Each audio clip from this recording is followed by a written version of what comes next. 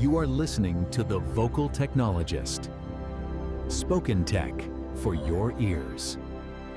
Welcome back, everyone. We're diving into the latest AI buzz today, cutting through all that noise to give you the essential shifts and, frankly, some pretty surprising updates. It's definitely moving fast. And what's interesting, I think, is how you can see these patterns starting to connect across what seems like, well, just a flood of news. Absolutely. So let's jump right in with Sam Altman. He's been talking about GPT-6, hinting it might come sooner than we thought. Custer cycle. Right. And the big thing he flagged, memory. Really making these AIs remember past interactions. Memory. That really changes things for how you interact with AI, doesn't it? Moving beyond single conversations to something, well, more continuous. Exactly. And he also touched on personalization, like adjusting political beliefs. Could this be linked to that executive order about neutral AI for federal use? It certainly could be. That ideological neutrality is a huge challenge for government AI. You need fairness, you need public trust. It's vital. Okay, and sticking with new features, xAI's Grok is branching out too. They've got this new Imagine tool coming to the web. Image and video generation. Yeah, images, short videos, even a gallery. Plus they're adding team accounts. Think like separate spaces for organizations to work together. That makes sense. Sort of bridging that gap between, individual cool tools and actual business utility. Definitely. Now let's talk industry shifts. Mark Zuckerberg, he's restructuring Meta's AI teams again. Seems like a constant state there sometimes. Separate teams now for research, superintelligence, products, infrastructure. But here's the kicker.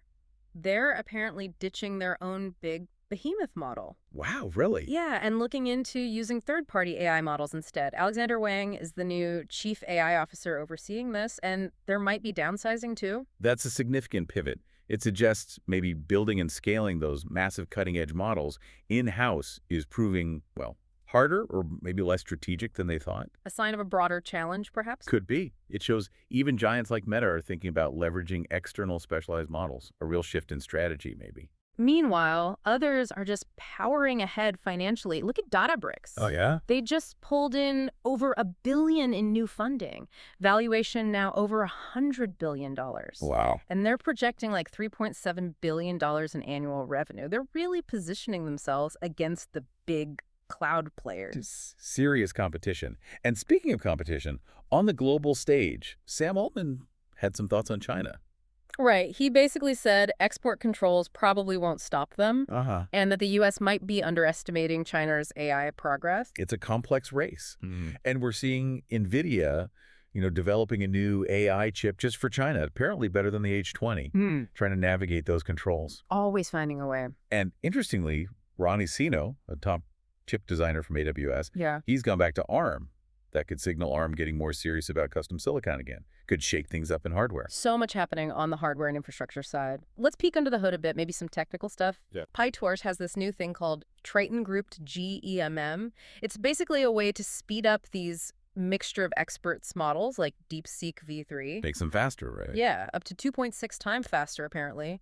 And there's also this tool called Lemonade, designed to help run large language models efficiently on your own local devices, using those MPUs or GPUs. Optimizing for local use, yeah. Supporting formats like GGUF and ONNX makes powerful AI more accessible right on your machine. Exactly. And related to performance, there was some interesting research about evaluating models, about signal and noise in benchmarks. What do they find? Basically, that having really high-quality evaluation data is much more important than just having tons and tons of data points when you're deciding how to scale models.